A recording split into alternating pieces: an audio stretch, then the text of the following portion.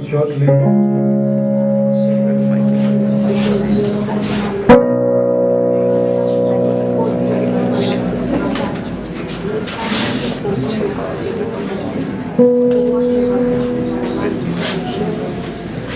Father, we give you praise.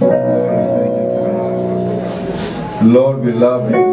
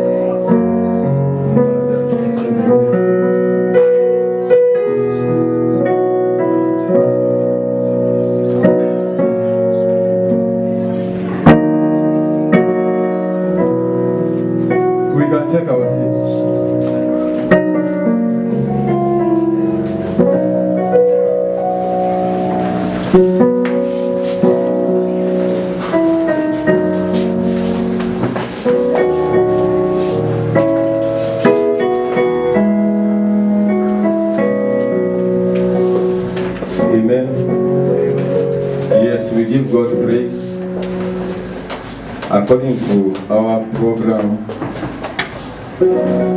we are with it,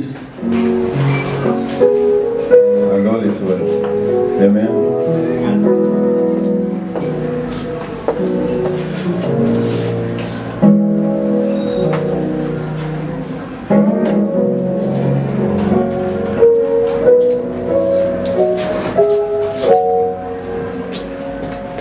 So we bless the name of the Lord.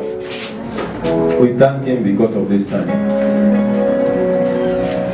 Is somebody ready to hear from God? Yes. Really? Really? Somebody is not ready. It's only you who is saying you are ready. The person next to you is not ready. That person next to you is not ready. Don't you see? Don't you see? Amen? Yes, we want to hear the word of God.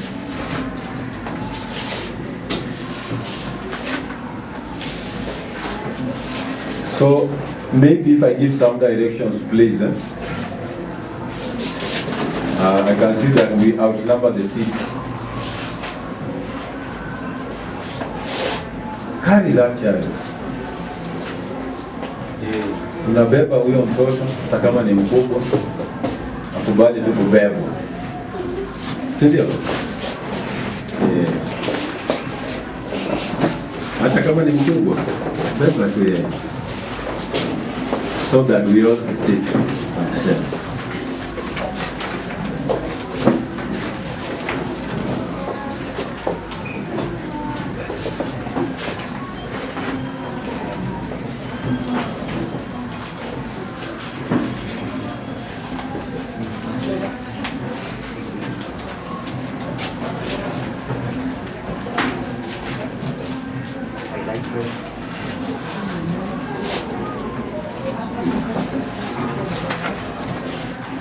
Amen.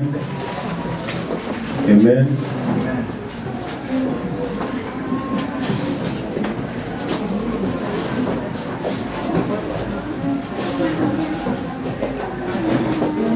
Beba tu hata kama ni mkuu. Bora tukae wote.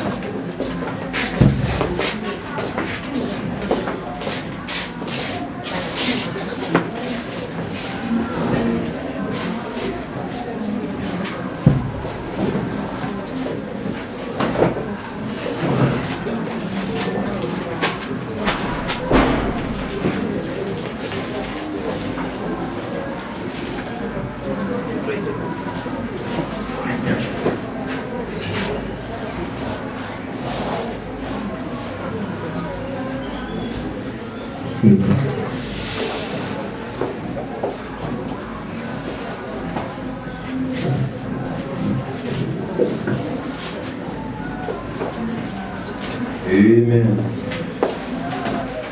Amen.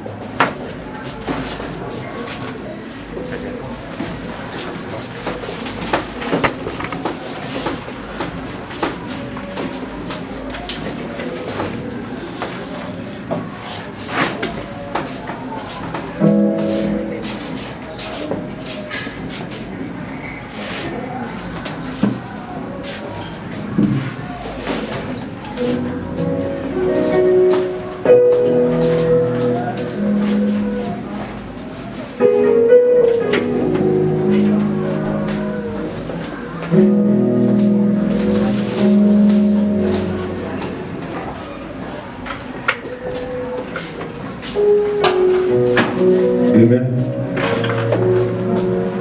guess now we are ready to hear the word of God.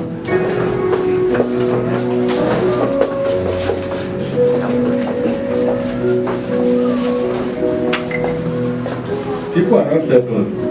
You know, when the preacher comes, it would be good if you walk in alone. Please.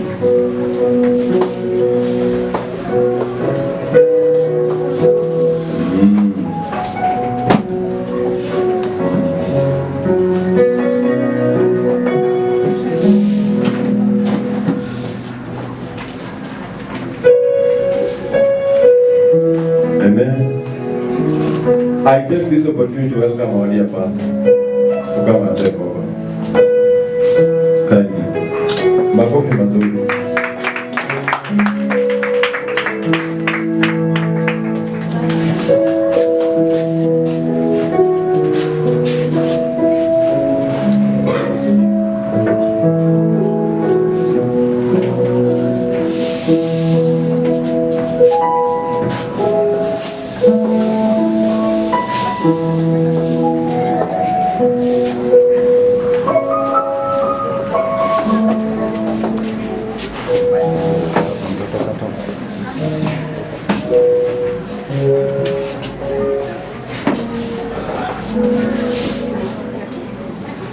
Bwana asifiwe. Amen.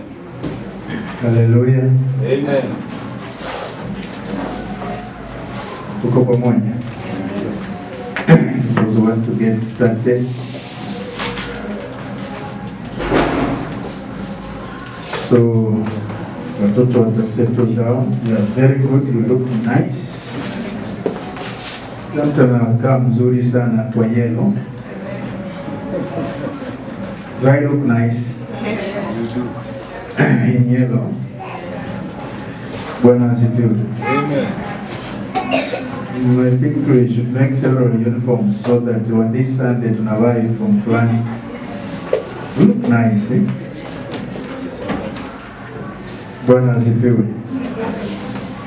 Bwana apewe sifa. Amen. I want you to be with me. Are you with me? Are you with me? Nasikika kweli? From behind nasikika? Yes.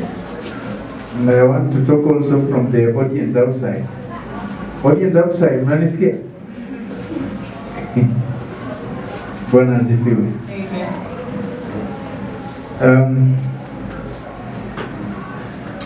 We thank God.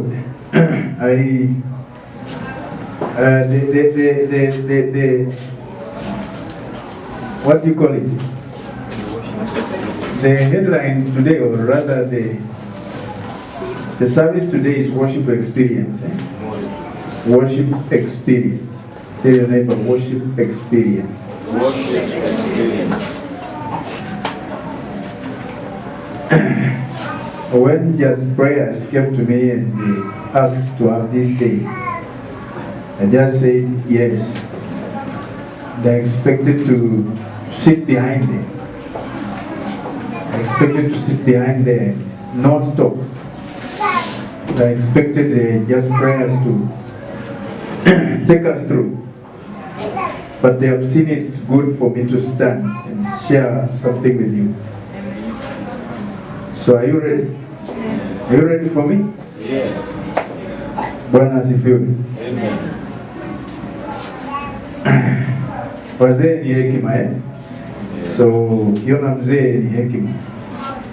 And my hair is gray, still. So this gray hair has seen a lot, eh? So when I say, you don't know what I say, because I have gray hair. Bwana asifiwe. Amen. Are you listening to me? Yes. You people, you are not listening. I feel a vacuum. I feel a vacuum. I'm feeling it in my spirit. What are your expectations? What were your expectations for this experience? Somebody tell me, what were your expectations?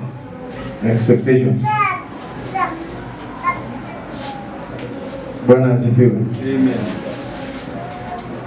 In anything we do, we expect the Lord to speak to us. That is my expectation always. I expect the Lord to speak to my heart and make me better than I was yesterday. That is my expectation always. Because as I've always told you, I have a journey. I'm going somewhere. Bwana asifiwe. Amen. I'm going somewhere. Bwana asifiwe. Amen. So if I'm going somewhere, I have an expectation. I want the Lord to make me better than I was yesterday. I want the Lord to change me from time to time. I want to be made anew every moment. Bwana asifiwe. That is my desire every time. And when I come to church, I want the Lord to change me and to make me better than I was yesterday. Bwana asifiwe. Are we together? Yes. This is prophetic. So, Brother Tom, this is prophetic.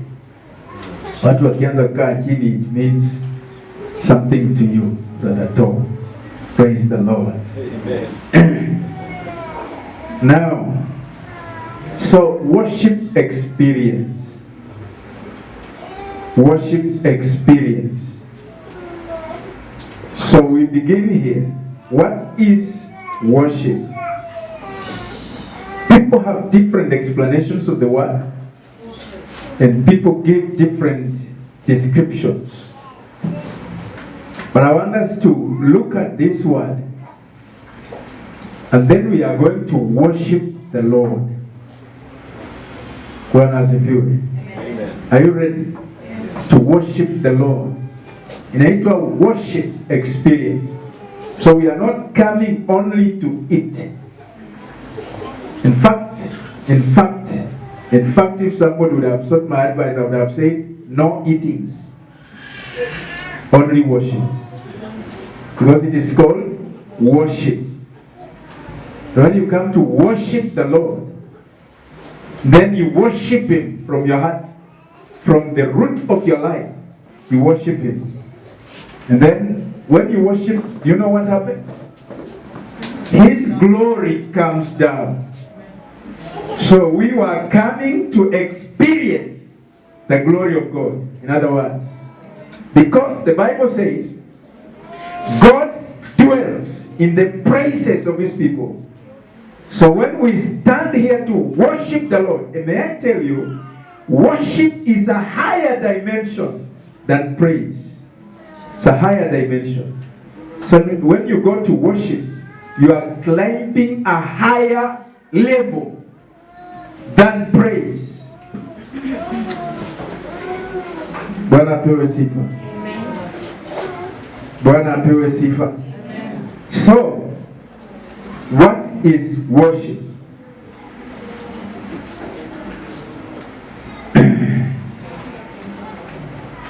There's this word that is used, reverence or revere. Revere. What is to revere? Revere, is it revere or reverence? Revere. It depends on the teacher who taught you. Revere. What is to revere? Bwana asifiwe. Tujifunze Kiingereza kidogo Hili neno limeandikwa hapo kwa Kiingereza worship. So that is English. Worship. So to worship is to honor. Is to honor the Lord God. It is to honor. Now when we say you are worshiping somebody, then we mean you are honoring, you revere that person. You are putting that person above God. Bwana asifiwe. Did you know that at times we worship human beings? We worship who? Human beings. At times. And that is very dangerous when you start worshiping human beings. Let me tell you, this is how we worship human beings. Number one, we respect those people people so much that you can ignore God to please that person. That means you are worshiping the person. And that is very dangerous. We have people even who worship their pastors. And when you start worshiping me, my dear friends, I'll ask God to take me home very quickly. Because I don't want to miss the kingdom. Did you know that it is the members of the churches that have made many pastors go to hell? Are you aware? Because they worshipped the pastor. And God will never share his glory with any other. So, when I share the glory of God, when you worship me, you honor me more than you honor God. That when I ask you to do anything that may be contrary to the will of God, you will do it because you honor me so much. You honor me more than you honor God. That means you worship me instead of worshiping God. Bwana asifiwe. And when God sees that, there are those he will take home very fast. There are those he will leave to stay. Anajua I'm a human being. Ukiniabudu na mimi nitafurahi sana. Bwana asifiwe. Did I give you an example here of a man in somewhere in Kenya? Some of you know the place. Somewhere in Kenya, ambaye watu walimwabudu kiasi kwamba alipokuwa na vidonda kwa miguu vikivuja maji, waliramba yale maji. Because they believed in the man and they saw him as God. That they did not honor God. Bwana asifiwe. Bwana apewe sifa. Herod, was it Herod? Wakati alizungumza, mpaka watu wote wakashangilia wakisema, a God has spoken. What happened? He was struck by the angel of God and immediately started decomposing. He answer was immediately. So God does not share his glory with any other person. No. So when we come, we are coming to worship the Lord. Worship who? The Lord. We are going to worship the Lord because God is worthy of our glory. We are honoring God. That is worship. Bwana asifiwe. Very few people worship. Very many people praise. But I'm telling you, when you worship, you are going to a higher level, a higher dimension, that you shake God from his seat. When you worship him, when you honor him, when you revere him, then God moves. That's what I'm saying. When you worship the Lord, his glory comes down. Bwana asifiwe. In the book of Exodus, let's go to Exodus. Exodus 34. Exodus, Kiswahili kinasema kutoka.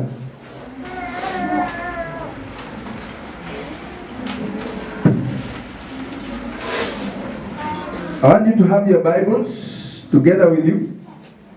Exodus 34.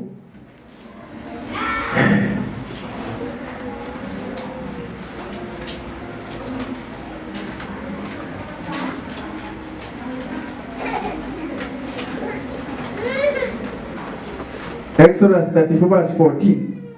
Are you there? Verse 14. I want us to begin from there so that you see how powerful worship is. Exodus 34 verse 14. Inasema, for thou shalt worship no other God, for the Lord, whose name is jealous, is a jealous God. So what is another name for God? Jealous. Bwana asifiwe. The scripture says, For the Lord, whose name is jealous, is a jealous God. It's a jealous God. You shall not worship any other God. For the Lord, whose name is jealous, is a jealous God. Bwana asifiwe. Bwana apewe sifa. So who is this that will share God's glory? Deuteronomy chapter 5. Are you there? Deuteronomy chapter 5.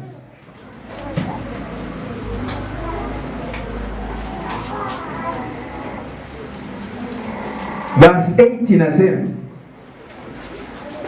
you shall not make for yourselves a carved image, my likeness, or anything that is in heaven above, or that is on the earth beneath, or that is in the water under the earth. You shall not bow down to them, nor serve them. Now, bowing down to them means worshiping them. You shall not worship them. For I, the Lord your God, am a jealous God, visiting the iniquity of the fathers upon the children to the third and fourth generation of those who hate me, but showing mercy to thousands, to those who love me and keep my commandments. In other words, he shows mercy to those who worship him. So if you worship the Lord, he will honor you. If you honor the Lord, he will honor you. Now take that seriously. He will honor you. And he will never put you to shame. The Lord God. I'm telling you from experience. Telling you from experience. There's something that shook my life. This is an information that came from somebody whom God spoke to. Bwana asifiwe. Bwana pewe sifa. I want you to be alert. I want you to be alert. Because I'm taking you somewhere. I want you to be worshippers, not only today, but all the days of your lives. When I was born in the village I was born, a young boy, the Lord took control of me. He took over me. And I worshipped the Lord from childhood up to today. I still worship the Lord. But I want to cite a small area, an experience. I've given this testimony to some of you, you have heard. But now, I'm giving it to those who have never heard it. Bwana asifiwe. When my time to get married came, I had no money in my pocket. And God was saying to me, get married. I don't have clear Mungu hawezi sema hivyo. Say to me, get married. Well, there was a girl to be married, whom he had already appointed. Now he tells me, time has come, get married. Now I asked God, how shall I get married? You know, I went to my father and told my father, Daddy, I want to get married. And my father was very happy. Do you know the advice he gave me? Can I share with you? An advice I'll not give to my sons. Said to me, when the two chukwe msichana. You know, I was very active in the church, preaching in the church. Na akaniambia enda uchukue msichana alafu ukae nyuma ya kanisa. Alafu utaomba Mungu, utaambia mchungaji baadaye, alafu akuombee, alafu endelee na huduma. Nasikia hiyo ni advice kutoka kwa mzazi, lakini ni ngumu kuitumia. So I came back to God and said, Lord, you have said to me to get married. Now how do you want me to get married? You know what God said to me? Organize a committee to oversee your marriage. Nikaangalia kado wale niko nao associated kwao ni watu wajiwezi kama mimi. And then nikajua now out of these people mimi sina pesa. Now how will it happen? To cut the long story short, pesa zilipatikana, harusi ikafanyika. Baada ya harusi kufanyika, I tell you, someone came to me and said to me, this is the one that really touched my heart. And someone came to me and said, she was a lady, and she asked me a question. She was a member of the church I was going. She asked me a question. Have you ever seen me active in weddings? And I said, I have never. Even I was surprised that you are very active in my wedding. So yes, I was active because of a reason. One reason. God spoke to me and said, because you never ashamed him when you were a young man, he will not forget you. That one touched my heart. And I said, so if you please God when you are young, he will never put you to shame. So when you please God, when you worship God, when you serve God with all your heart, he will never put you to shame. He will never quit on you. Because you touch his heart. Worship touches God's heart and connects you with him. Bwana asifiwe. Amen. Bwana apewe sifa. Amen. His name is Jesus. So let you know that another name for God is Jesus. Bwana asifiwe. Amen. Tunasoma kwa maandiko, si ni kweli? Bwana asifiwe. Amen. You know, I feel like shouting, but I'm trying to control myself. Now, then the Lord says, you shall not have any other gods and bow before them and worship them. Now, when you worship other gods, and let me tell you, some church leaders have become gods to some people. Are you aware? Huh? Yes. Yeah, even in this church, there are some people who have gods in the form of Brother Tom. Well, where's you and Brother Tom? And you are very innocent. There are others who have gods in the name of Washington. Others have a god in the name of Bassett. Others have a god in the name of Tony. They have a god. That's a god to them. I want to tell you, I want to go to heaven, right? I want to go to heaven. I don't want you to take me to hell by worshiping me. No. Just respect me.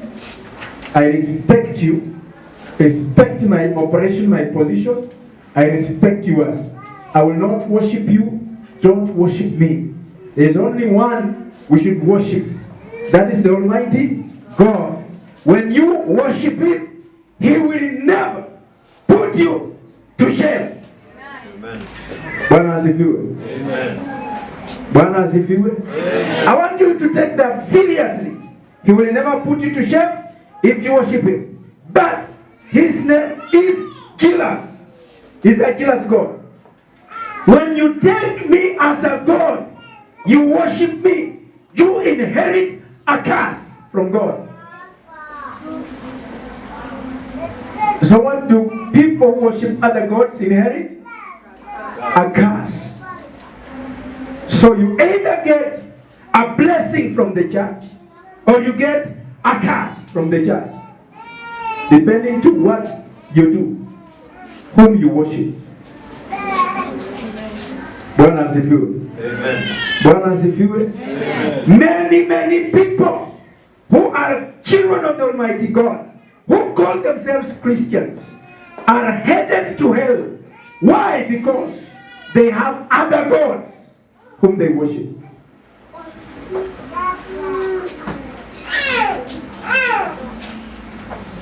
Hai. Hamwezi kushangilia.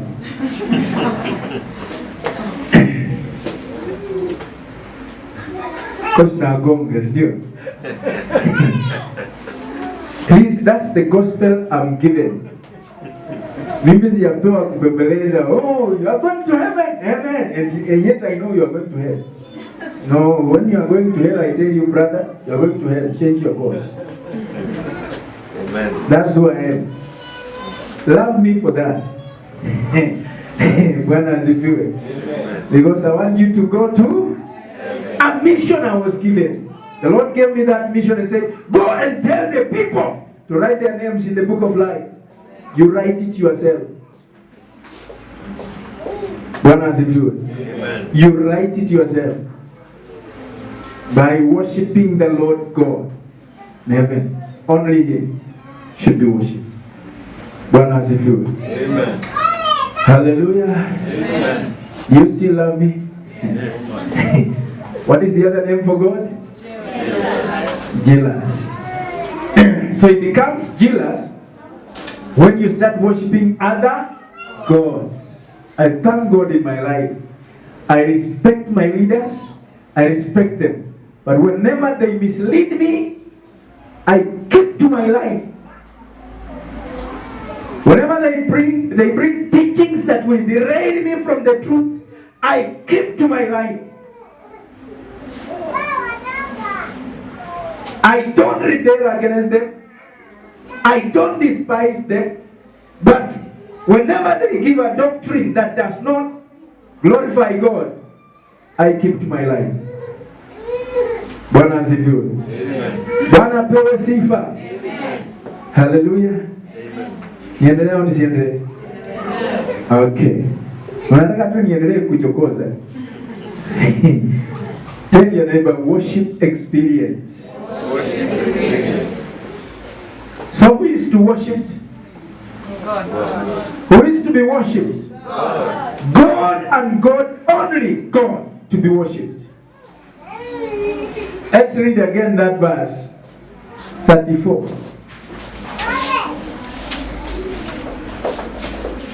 Exodus chapter 34 verse 14. Isn't it? For you shall worship no other God. You shall worship no other God. For the Lord, whose name is jealous, is a jealous God. So only God should be worshipped. Any other God worshipped will bring a curse to your life. That's why we tell people, please, hata kama unakufa, usiende kwa mazingaumbwe, usiende kwa wachawi na waganga. Hata kama unakufa, afadhali ufe na Yesu. Because when you go to those people, I'm telling you, you only inherit a curse. And God curses that house. That's why utakuta nyumba ya waganga na wachawi. Jana tulikuwa tunatembea njiani na Mama John na tukapita mahali na tukaona naitwa nini? Kile kibanda kibanda, you know. Kitu cha ajabu ni kwamba these people never operate in decent houses. Hata ukitaka kuwatembelea utaenda kwa kibanda kama mbati kambao ni kachafu kananuka. That's where a decent person anaingia. Nimekuja uniangalie maneno yangu. Niangalie huyu Tom atafaulu au hatafaulu. Alafu anaangalia maisha ya Tom, wanasema huyu hafaulu. Au wanasema huyu Tom mshike sana. Hapo mbele anaenda kupata pesa. Usimwache. Alafu nakuta tu mtu amekuamilia kwa Tom kama kupe. Yana kama kupe. Paka naenda kwa mganga pia naomba mganga nipatie kadawa kidogo ninyunyizie kwa chakula nipende zaidi. Alafu namnyunyiza Tom anapenda zaidi. Hata ukaongea kitu kinyume cha Tom kwa basi no, Tom is the best person in that church. Kwa sababu basi ametembea kwa mganga mahali amemwambia Tom anafaulu anaenda kupata milioni 100 hivi karibuni. Shika yeye kabisa, takugawia. So basi anagoma kwa Tom, sio kwamba Tom anampeleka mbinguni, lakini kwa sababu ya vitu. Tu nini? Tu vitu. Tu nini? Vitu. Simseme tu nini?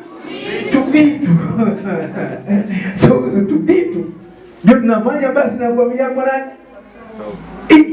My dear friends, so Tom has become a god. Basi, what Basi will inherit is a curse, not a blessing. Bwana asifiwe. Brother Basi, I'm giving an example. I know you are understanding. No, I'm giving an example with you because I know you will understand. Ndugu zangu, we need to worship the Lord God, for His name is jealous. It's a jealous God. So kiabudu miungu mingine, He will send a curse to your life. That's why you find shida zinaanza kuingia moja baada ya nyingine. Bwana asifiwe. When you worship the Lord your God, He will never forsake you. He will never allow an enemy to hurt you. He will always fight your battles. You will never fight, because this is my child. Mungu anatambua watu wanaomwabudu kwa roho na kweli. Hao ndio Mungu anatambua. Bwana asifiwe. Amen. Mwai kuabudu Mungu mpaka viungo vyote kwa mwili vikaitika. Ukasikia viungo kwa mwili vimeitika. Viungo vyote vimeitika. Have you ever? Bwana asifiwe. Have you ever worshipped the Lord mpaka mwili ukauma? Joints zika-ache. Nyama kwa mwili ka-ache because you are worshiping the Lord. That is the level God wants you to go to. Bwana asifiwe. Amen. Bwana asifiwe. Amen. Am I teaching people here? Yes. I want you to move to another level. Come from that shallow level. Now, worshiping God is honoring God. It is revering the Lord. It is respecting Him. It is putting Him above any other God. That is worshiping the Lord. Bwana asifiwe. Amen. Hallelujah. Amen. Let's go to Psalms. Psalms 99.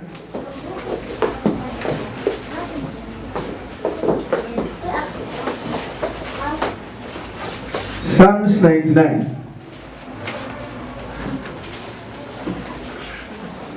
Psalms 99 verse 5.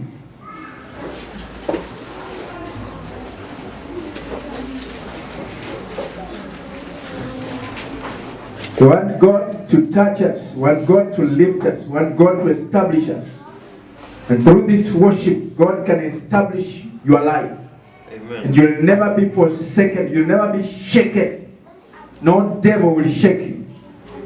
When the enemy rises up against you, that's when the scripture says, he will flee away from you in 7 ways. They'll come against you in 1 way, they'll flee in front of you in 7 ways. Because you are a worshipper of the living God, the God of hosts, the God who has all the power. When you worship Him, He will glorify Himself in your life. Now, this is a revelation that comes to me just now. Bwana asifiwe. Amen. Would you like to hear? Yes. It is a revelation to me.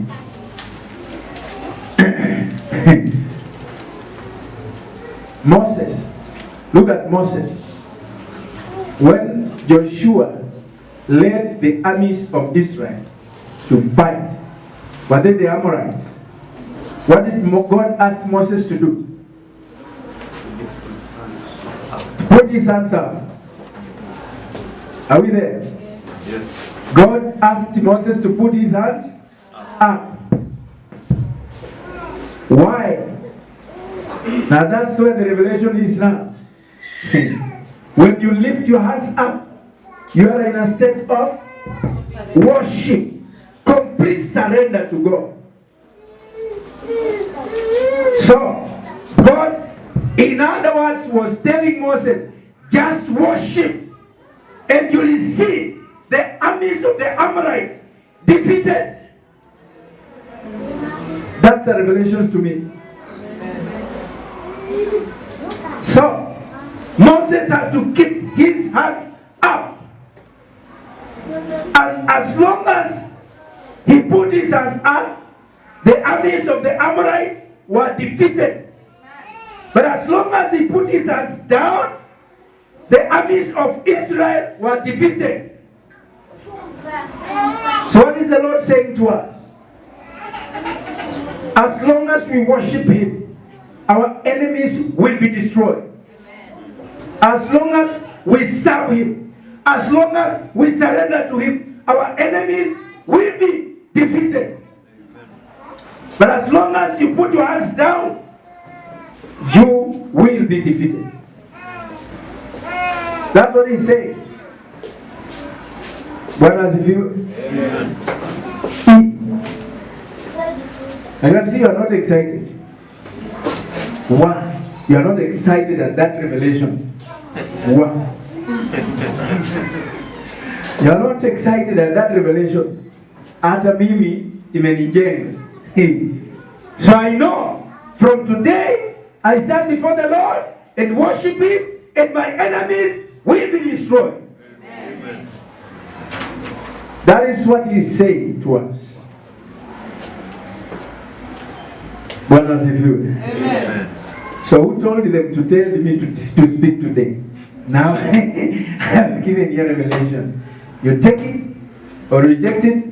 It remains a revelation. What God has spoken to us today so powerfully to me. And from now on, I take worship very seriously. More than I've ever taken it. Because I know as long as I worship the Lord, my God, my enemies are under my feet. Amen. In Jesus' name. Amen. Brothers, if you will.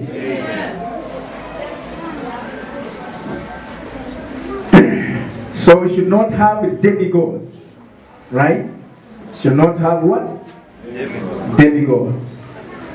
Because another name for God is? Jesus. Very good. Verse 5.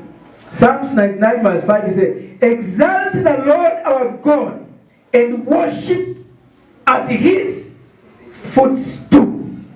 He is holy. He is holy. Worship at His footstool. He is holy. Brothers, if you will. Amen. At His footstool. Okay. Where is God's footstool? Where is God's footstool? Where is this footstool ya Mungu? Footstool unajua? Ni ile stool ya kuwekelewa miguu. Aje nitafsiri directly namna hiyo. Hiyo stool ya kuwekelea nini? Miguu. Ndio inaitwa footstool. So umeketi kwa kiti, umewekelea miguu kwa stool. So hiyo footstool iko wapi? I can see some people who read the Bible. I can see some people who read the Bible. They know where it is. Brothers, if you would you like to know? The Bible says heaven is the throne of God and the earth is the footstool of God. So, then he says, worship at His footstool. Now listen, whenever a king decided to finish somebody, you know what that somebody did for the king to have mercy? Do you know? Soma histories as a man. Najua siku hizi hizo history hazifundishwi. Vijana wa siku hizi watajua mambo ilivyokuwa inafanyika zamani. Lakini zamani, kulingana na history za zamani, whenever the king declared someone to be killed, what that person did was to fall at the feet of the king and hold the king's legs and plead for mercy. You know, when you hold the legs of somebody, you are restricting his movement, right? Yes. You have restricted his movement. Therefore, you have disturbed that person. So what the person did is to fall at the feet of the king and plead for mercy. And in many ways, kings would consider their decision. They would reconsider their decision and offer mercy to those people. Nasema okay, amelia sana, okay, from today again, ukisikika, you'll be finished. Simama wewe. Bwana asifiwe. Amen. Bwana apewe sifa. So, worship him at his footstool. That means fall at the feet of the Lord Jesus Christ. At the feet of Jesus. Worship him at his feet. Unaanguka miguuni mwa Yesu.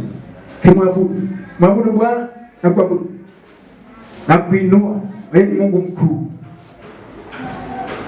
Bwana asifiwe. Amen. Unamwabudu kabisa kwa moyo na kweli. At his feet. That's where you're supposed to be. He is holy. So what happens when you fall at his feet? He is holy. Now when we worship the Lord at his feet, his holiness is imparted into our lives. So how do we receive this holiness? Through worship. Amen. Through worship. When we fall at his feet, he is holy. We worship him, he is holy. So we hold his feet and worship him and tell him how good he is, how powerful he is, how wonderful he is, how marvelous he is, how unshaking he is. You speak to him, my friend. His holiness flows through you. When you walk on the face of the earth, unaanza kumetameta. Unaanza kumetameta. Those who see you, they see the glory of God in your life. Bwana asifiwe. Why do they see the glory of God in your life? Because you have been at the feet of Jesus Christ. Bwana asifiwe. Bwana apewe sifa. So we want to go at the feet of our Lord Jesus Christ.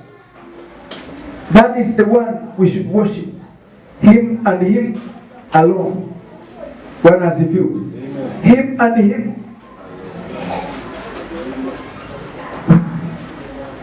Hallelujah.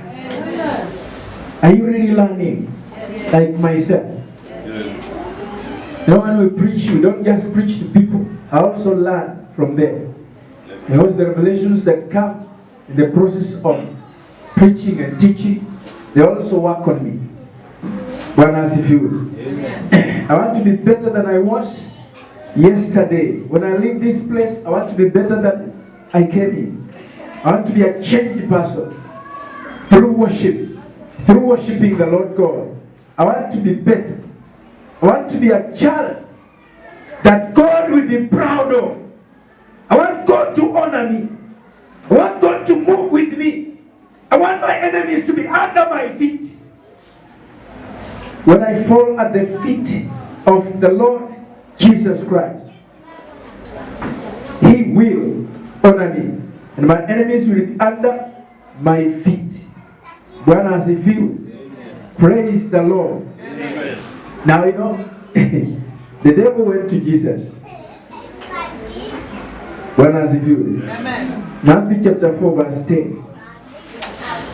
Let's see the devil talking to Jesus. Matthew chapter 4 verse 10.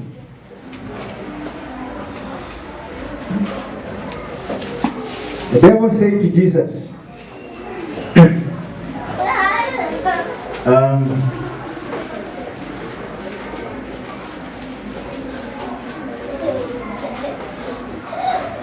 the devil said to Jesus, verse 9, the devil said to Jesus, let's start from verse 8. Again the devil took him up on an exceedingly high mountain and showed him all the kingdoms of the world and their glory.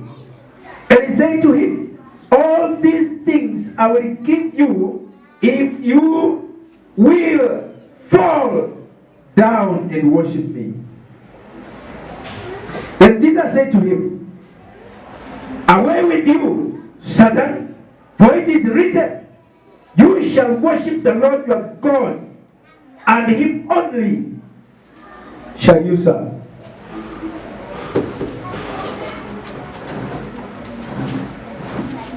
Bwana asifiwe.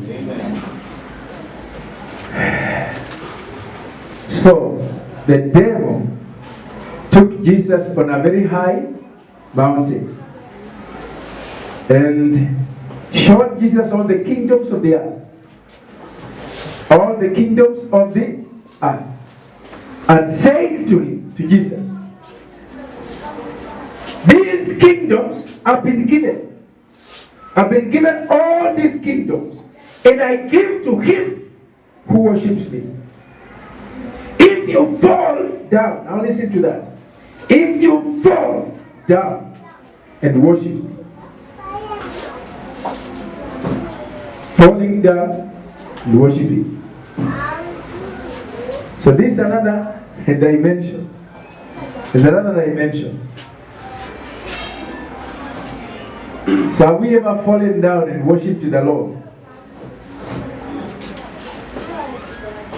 You know it yourself. Now this falling down is not falling down spiritually. You know, we decided to spiritualize everything.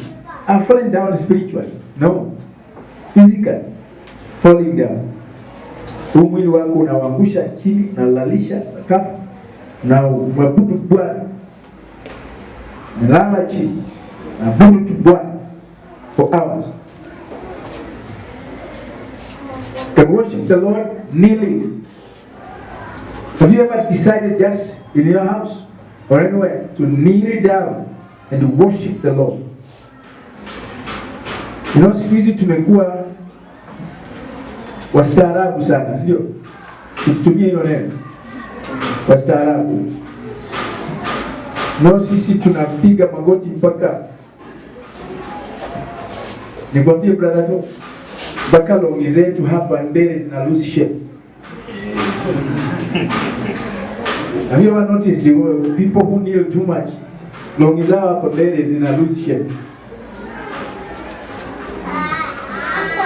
Longi na loose. You know, I realize when I'm ironing mine, you know, lose shape at the knee because I kneel down every time praying. Bwana asifiwe. Amen. Now the devil said to Jesus, if you fall down, so that he gives him the kingdoms of the world. Now, all right. This is what some human beings do. They worship the devil. The devil takes him to high mountains. They see how beautiful the kingdoms of the world are. And then they decide to worship the devil. Then the devil gives them those kingdoms to their destruction. So whom are you worshiping? Bwana asifiwe. You know, we can be in the church today, but we are not worshiping the same God. Am I talking to people? Yes. We can be seated here. All of us seated together. All of us wearing yellow. All of us wearing yellow. Hey, this yellow is very nice, you know. Very beautiful. We are beautiful today, I tell you. Thank you. But you may not all be worshiping the same Some are worshiping the devil.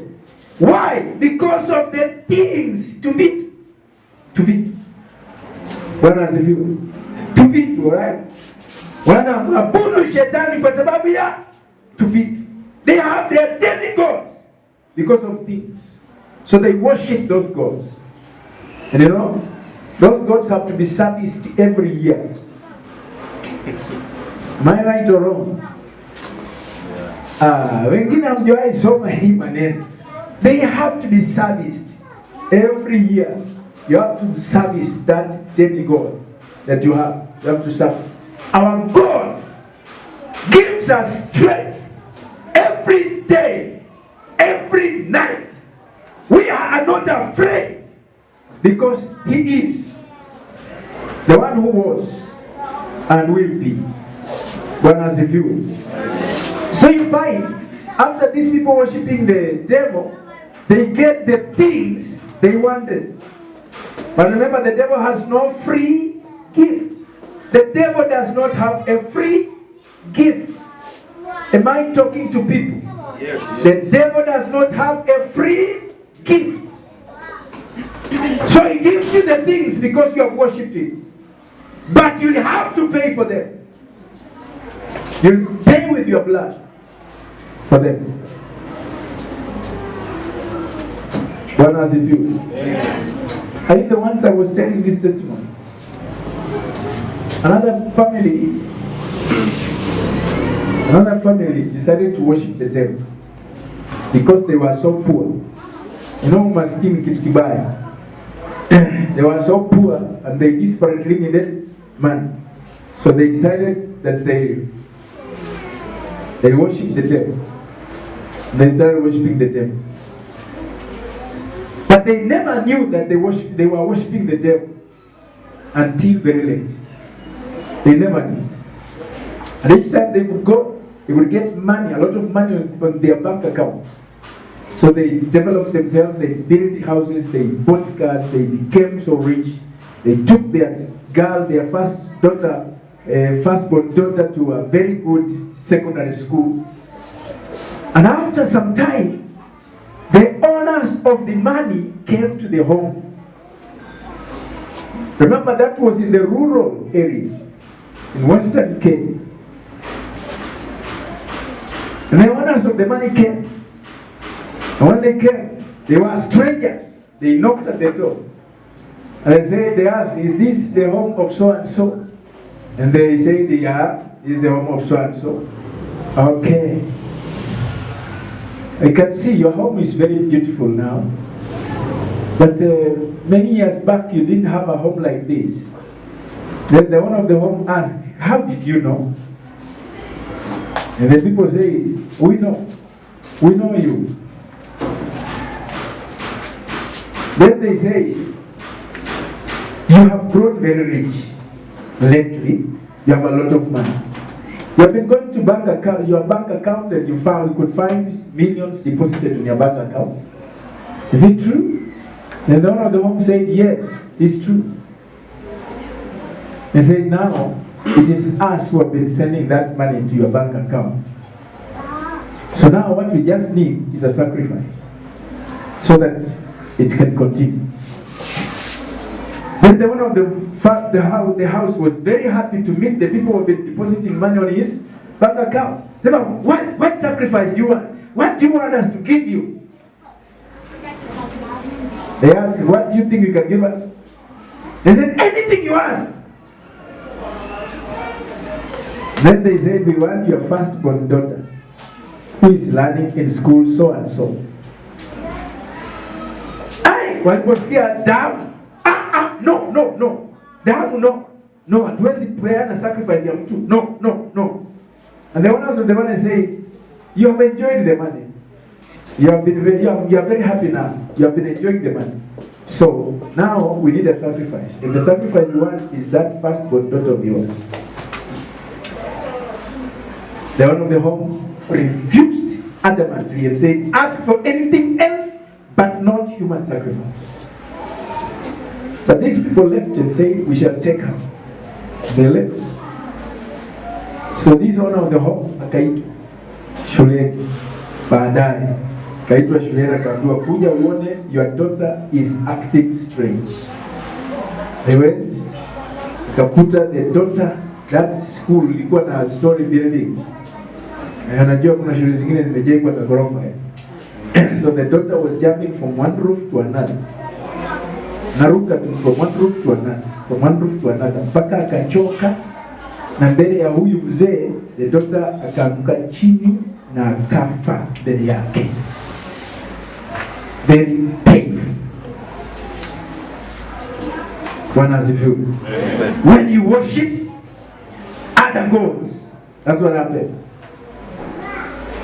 When you worship the devil. So some people worship the devil to get things. Wao wanataka maisha ya hapa duniani. Then you decide to worship the devil. Well, how walikuwa wameenda a very high level ya worship the devil. Walikuwa wameenda high level. Sisi wengine tuna worship the devil in small ways. Bwana asifiwe.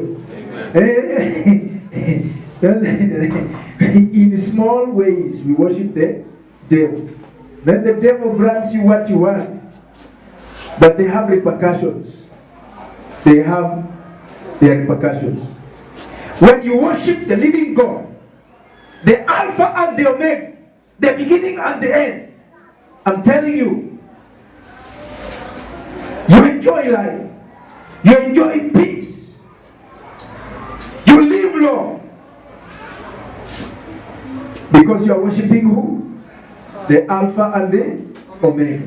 The beginning and the end. Bwana asifiwe. Bwana apewe sifa. Are you there? Yes. Are you still there? Yes. Let's go to the book of John. The book of John chapter 4.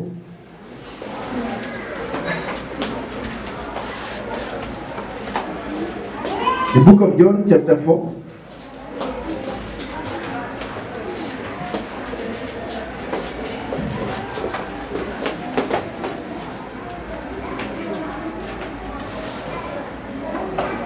The book of John chapter 4 verse 20, we start from there.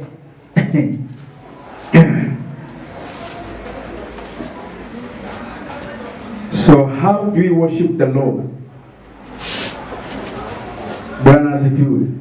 Verse 20 nasema our fathers worshipped on these mountains. This is a woman who is telling Jesus, the Samaritan woman. Let's start from verse 19.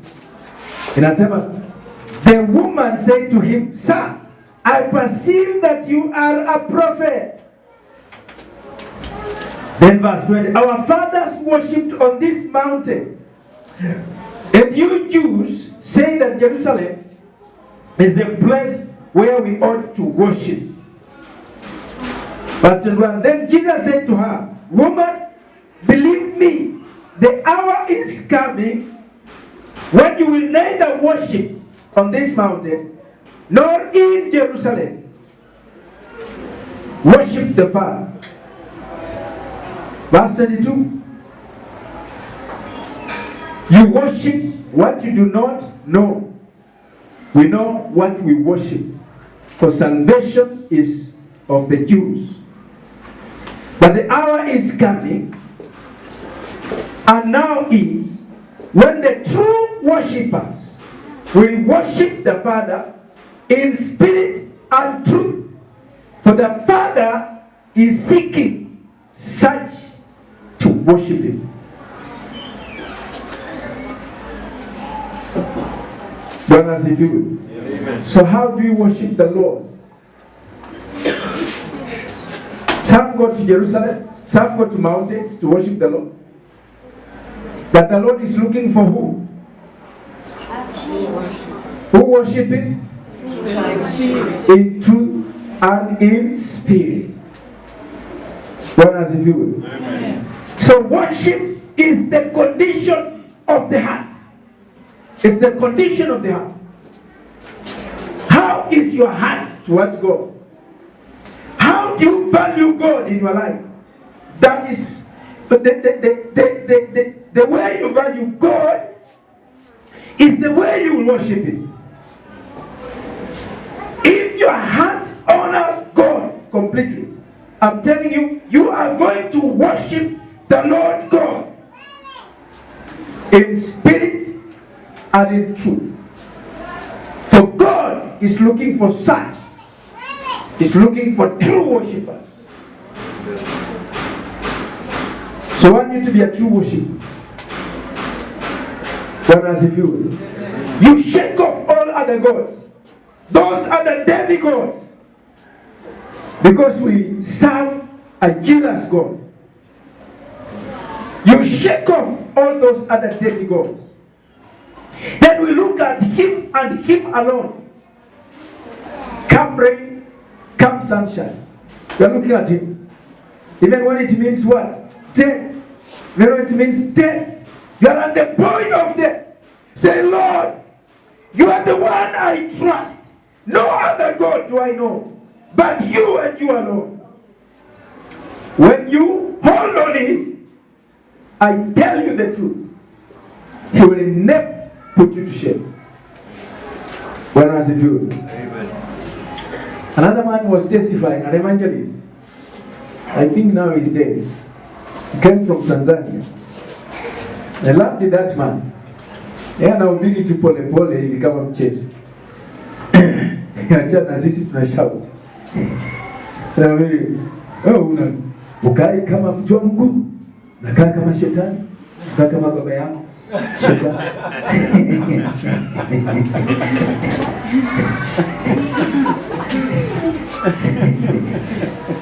Angalia pale chini utaenda. Hapo ndio utaenda. Utaenda hapo. Ada kutenda dhambi, utaenda hapo. Nilikuwa naongea pole pole. Lakini neno lake iko inaingia kama mshale. So he gave a testimony of how he got saved. Akasema alikuwa mlevi sana.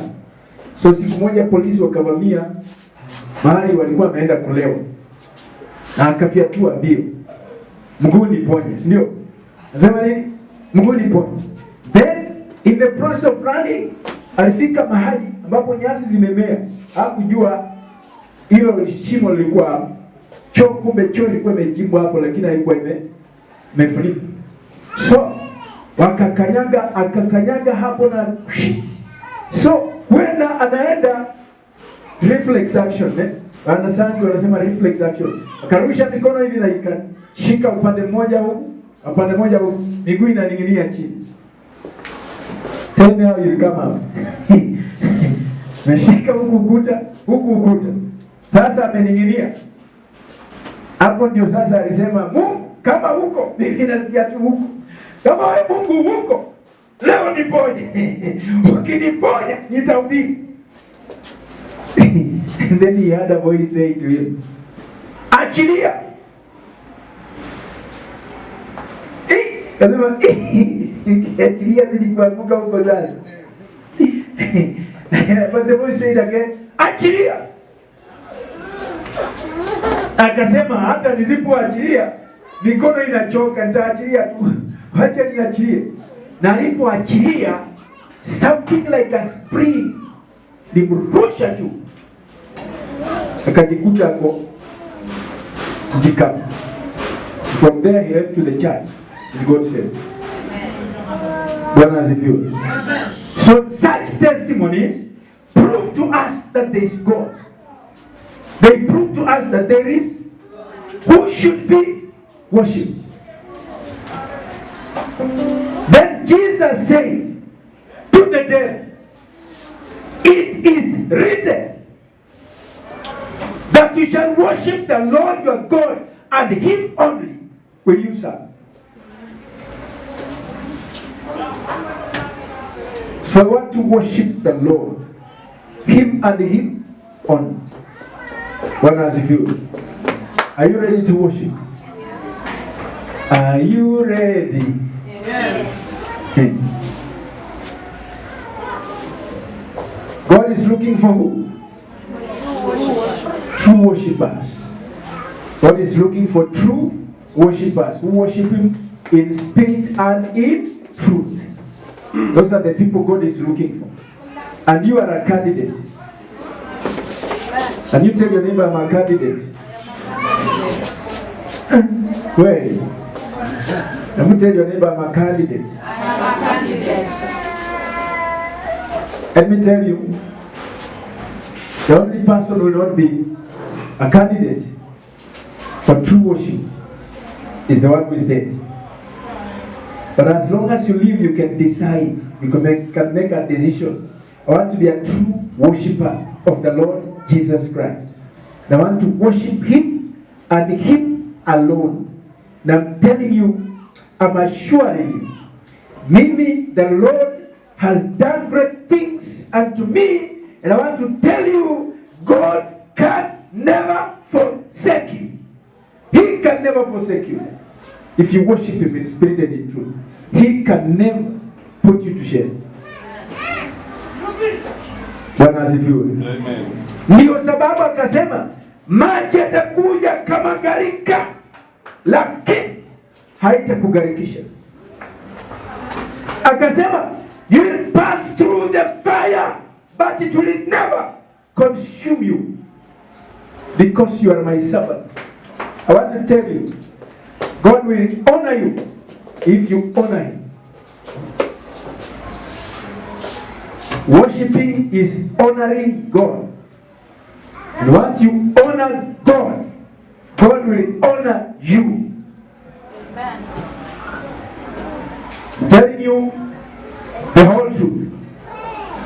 God honors people who worship Him. He honors them. He lifts them to places they would never have been. He puts them to places they never dreamed of, because they honored God. When you honor God, He puts you in a position.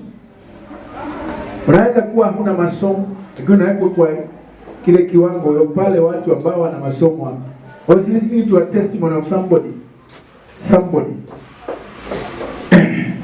who sought God. He was not educated. He didn't have the degrees, not the diplomas. He didn't have the certificates. He didn't have. But he was looking for a job. And God said, I'm going to honor you. And you know, what God did was that just a miracle. Because he got a call from a company. And that company called him for an interview. And he sat for the interview. And you know, as he was giving his testimony, he said the interview he got from the panel was that you fit the position. You fit the position.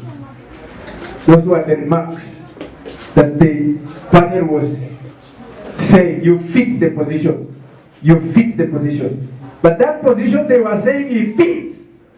The position ya mtu aliyesoma na hitaji kuwa na degree. Kile kuwa na degree. Lakini akaambiwa you fit the position. Then he took the position. Bwana asifiwe. Bwana apewe sifa. What am I telling you? When you honor God, when you worship God, He can put you to positions that you never dreamt of. He can put you to places that nobody would have ever thought that you'll go to those places. Because you honor Him. Bwana asifiwe. Am I really talking to people? Yes. I want us to have some minutes of worship unto the Lord. So I want you to prepare yourself, because I want us to worship the Lord. Please don't listen to your neighbor. Don't listen to that person sitting next to you. You know what God has done for you. And if God has not done anything for you, I pray that He does something for you, so that you have something to worship Him for. But the Lord is good. Even the giving of life He has given you today, we are able to see this day. It's not just a miracle. It's not just normal thing. This is God's grace for you to be alive. This is God's grace. He has had His mercy upon you so that you live today, you need to worship Him. You need to glorify Him. You need to revere Him, to honor Him, to lift Him up high, and know that He is the Lord. I want us to rise up. We are going to tell God, there is none like you. None like you. There is none like you.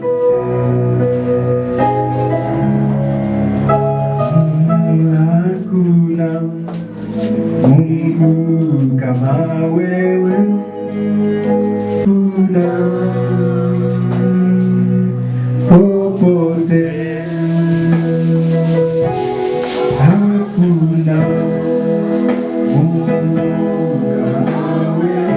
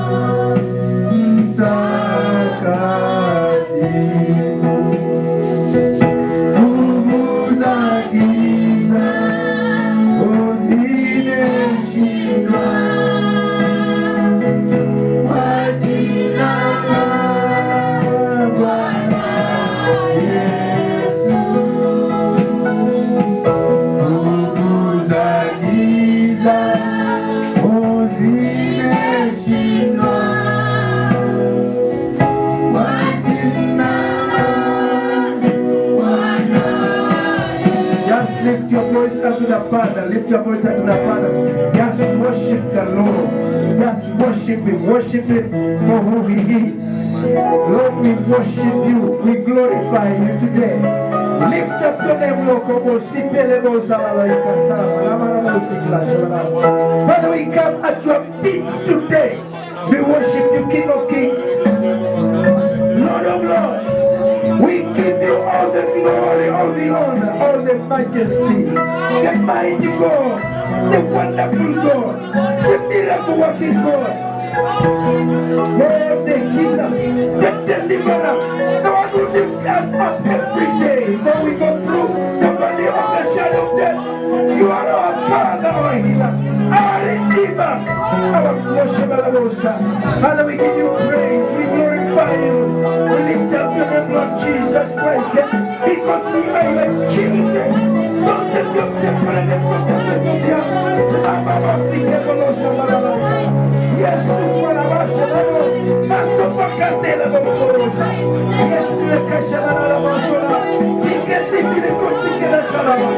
my Father, I glorify Your name. Your name is mighty and glorious. You are a wonderful God, a mighty God.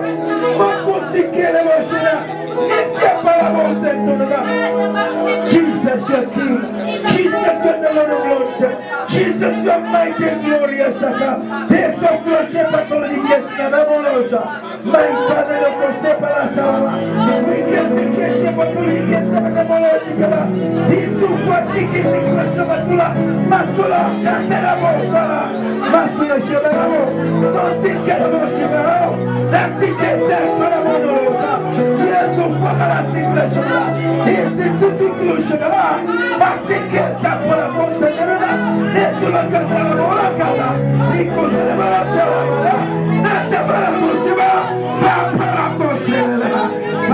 worship you, dear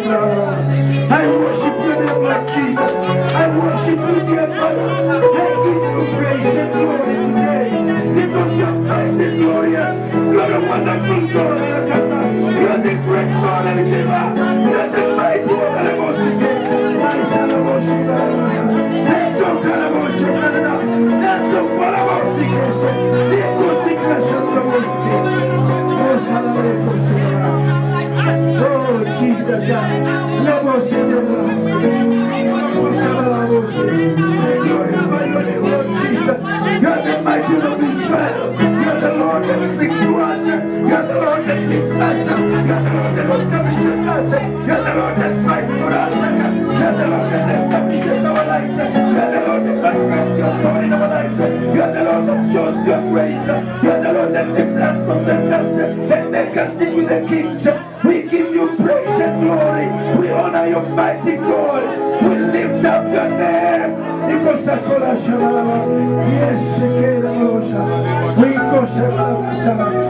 mighty God, we glorify you, King of Kings. We exalt you, Labasa. We exalt you, King of Kings. We give you all the praise, all the glory, all the honor, oh Lord Jesus. Oh, hallelujah. Oh, hallelujah. Yes, Lord. Yes, la Kamalabosa. Yes, Sikilabosha. Yes, Solaboti Kesere. Yes, Sokomalaba. Yes, Sokosha. Yes, Sokakula Shara. Kaparakoshi Kalana. Yes, Parakoshi. Yes, Blokotara. Yes, Sokula Shara. Yes, Lord. Oh, Jesus. Oh, Jesus, we give you praise. Oh, Jesus, we worship you. Lord, we worship you, King of Kings. We worship you, Lord of Lords. We worship you for your majesty, for your glory, for your love, Lord Jesus, for the mighty works that you perform, for the wonders that you reveal, Lord Shabbat, for the great healings, Lord Jesus, for the love of the yes, Lord Kamalasa, yes, the King of yes, Lord Shabbat, yes, Lord Kamalasa, yes, Lord Kulabata, yes, the Kalamaro Shabbat, yes, the Kalamaro, Master Polako Shabbat, yes, we give you praise, Lord. We give you praise. We honor you, Jesus. We honor you, King of Kings. We honor you, Lord of Lords. We honor you, mighty one of Israel. We honor you, Koshama. We give you glory. Lord Shabbat, yes, Lord Koshama. We worship you, Lord Jesus. We worship you, Lord Jesus. We worship you, Lord Jesus. Oh God, Alakasha Balalubosi Nala. Leseka, Nashokolobosi Keleba, Oshabala Kisena Molobosi, Tike Kelebo, Nalanimo, Kudina, Nasolabo Shabalabase, Taco Boseka. Yeah, Tikelebo Shalala Posna. La Palabosi Telecaloshe, Masaka, Teko Shelamabosi. Oh Jesus.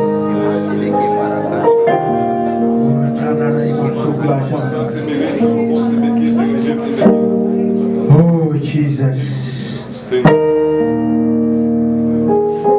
Oh Jesus.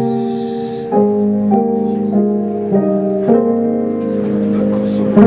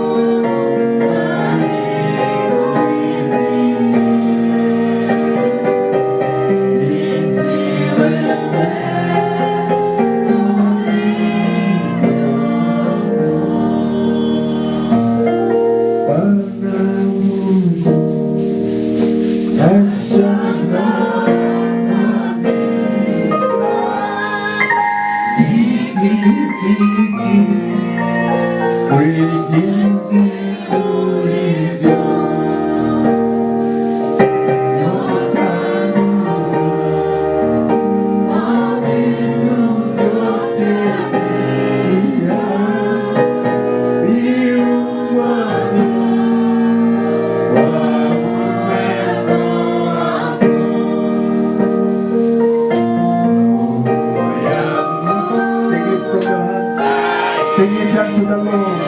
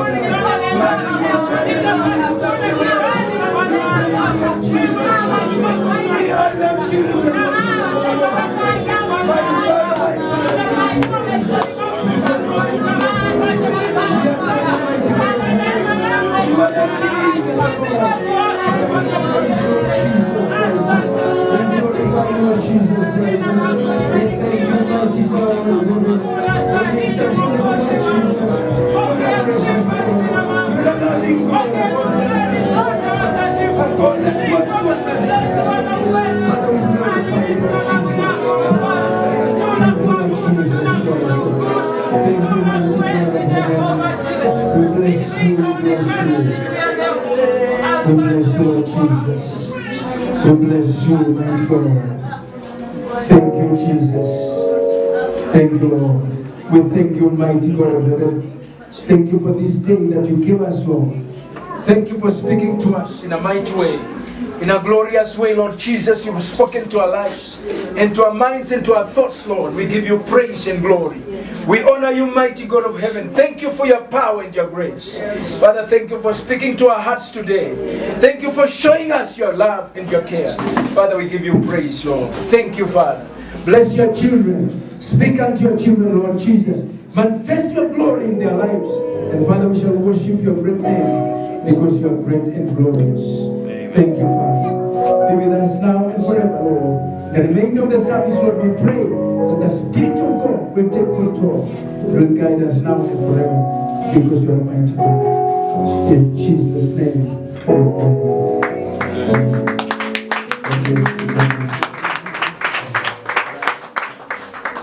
Keep it down.